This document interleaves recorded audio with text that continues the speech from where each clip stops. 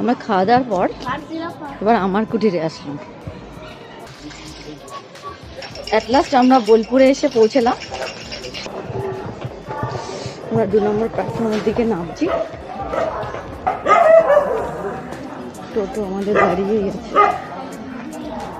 তাড়াতাড়ি করে।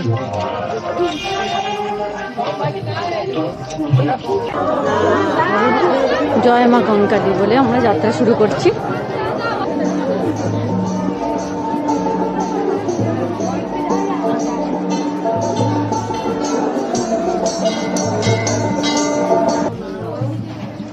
মন্দিরে পুজো দিলাম, অনেক ঠেলাঠেলির পর মায়ের দর্শন পেলাম।